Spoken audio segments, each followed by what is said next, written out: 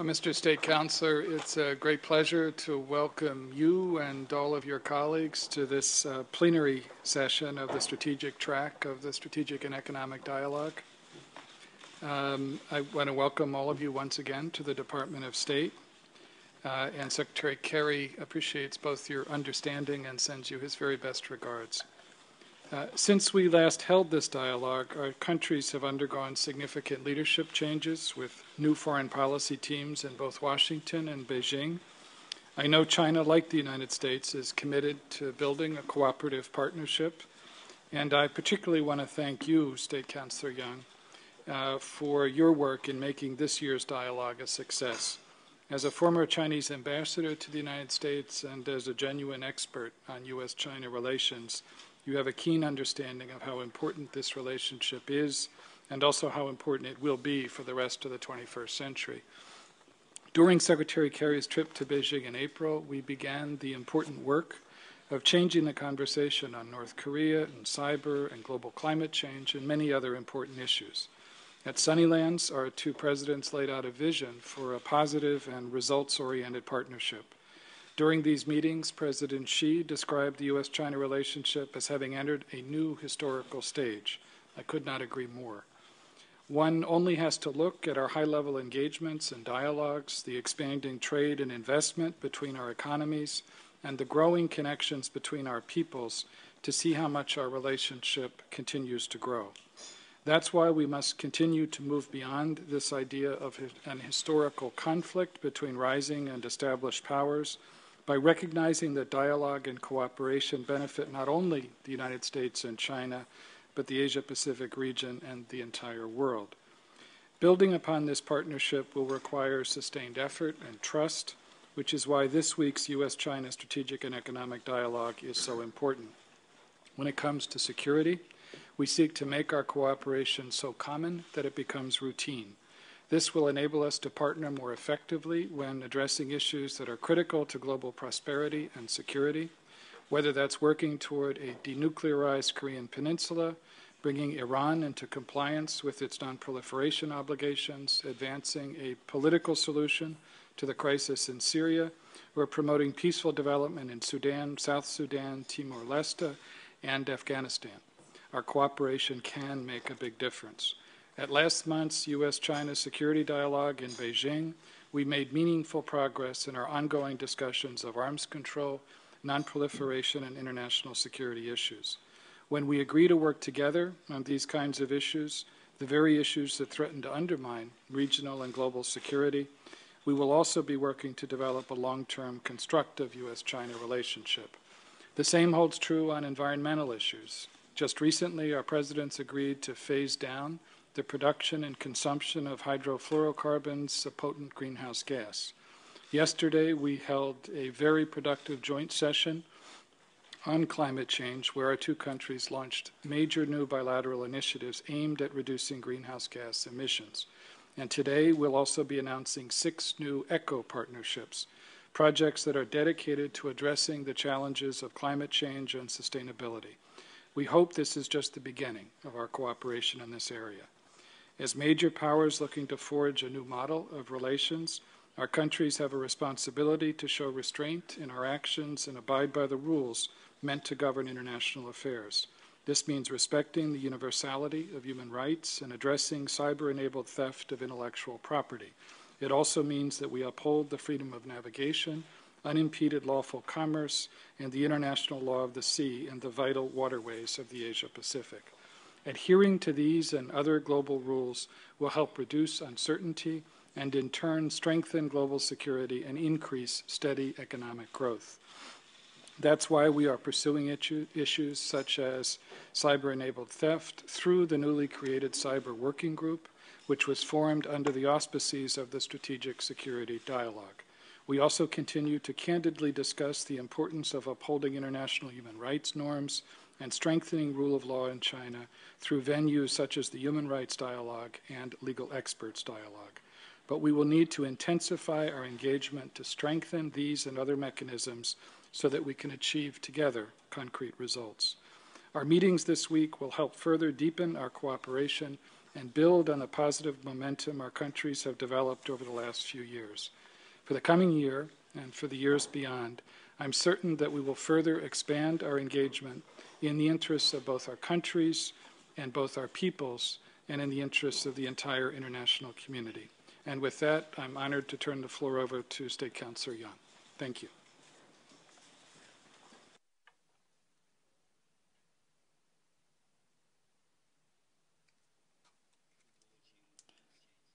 Deputy Secretary Burns.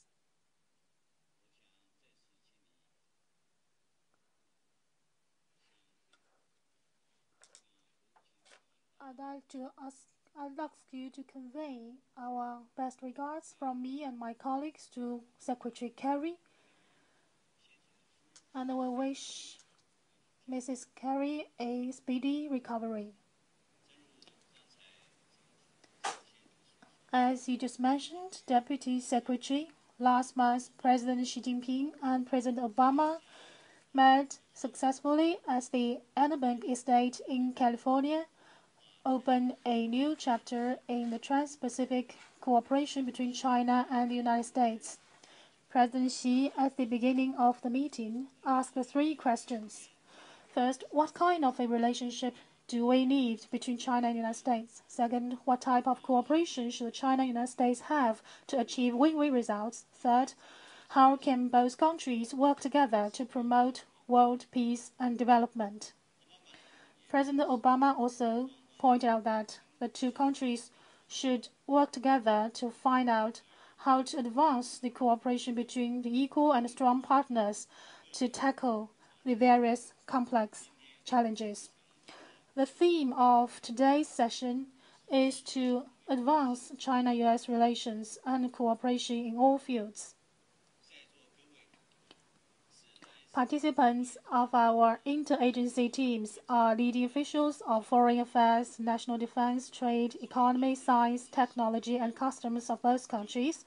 I hope we will pool our wisdom together to make proposals and suggestions on how to advance the endeavor of building China-US cooperative partnership and how to fulfill the important mission outlined by the 2 leaders, thus contributing our shares to building the new model of major country relationship between China and the United States.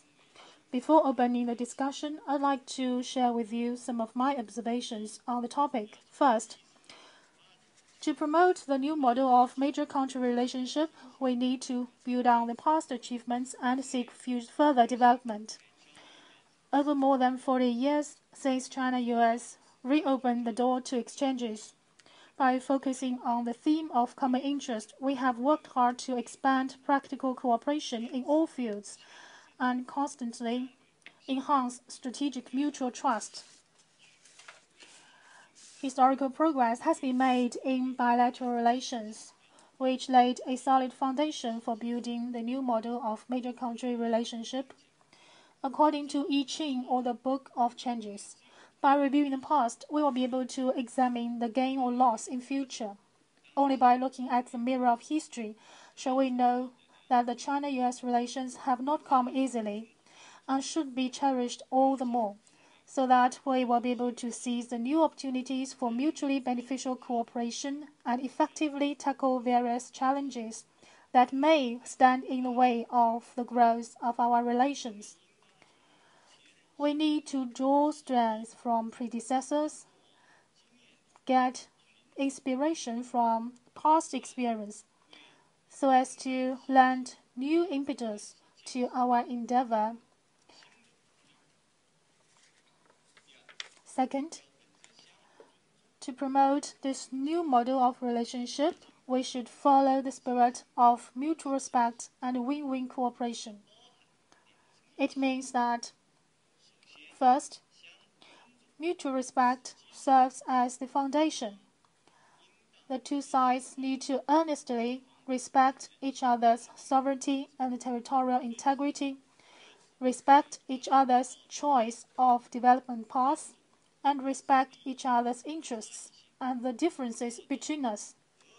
In this way, we will be able to live in harmony without uniformity, see common ground while sharing differences, and promote consensus while resolving differences. As English people say, agree to disagree. That's what it is all about. Second, win-win cooperation is the goal. Between China and the United States, our interests are closely connected. For our two countries, neither one can thrive without the other. We must abandon the I win, you lose, zero-sum mentality and the practice of pursuing one's own interests at the expense of the interests of the other. What we need is common development and win-win cooperation. China is ready to strengthen cooperation with the United States on major regional and international issues and issues concerning mankind's future, such as tackling climate change, food security, and other issues. We like to have exchanges and communication and dialogue with the United States in this regard. We believe that the United Nations should play the main channel role and set up the rules for international cyber security so as to bring benefits to all sides and keep all of us from the unnecessary disturbances. China stays committed to the road of socialism with Chinese characteristics, and this path has been proved that it has brought happiness to Chinese people and has created bright prospects for China. We are ready to work with other countries on the basis of equality and non-interference in each other's domestic affairs to have human rights dialogues. Ladies and gentlemen, to build a new model of major country relationship between China and the United States is an arduous and historical task, an uphill endeavor, but I have the confidence. As long as we have the will, use our wisdom, and take concrete actions, and stay committed to the course charted by our leaders, we will surely achieve the goal of this unprecedented and inspiring endeavor. Thank you. Well, thank you very much, State Councilor. And I know we have real time limitations this morning, but now I think we have an opportunity to touch briefly on several important dimensions of our relationship. First, on bilateral cooperation, more generally. Second, on science and technology cooperation. Then on military-to-military relations. And finally, on law enforcement. And I'd like to turn first to Ambassador Locke to offer some very brief remarks. Gary? Well, thank you very much, Deputy Secretary Burns. As the ties between the United States and China grow richer and more complex, one thing is clear. We can do more working together than either of us can do alone. The cooperation we've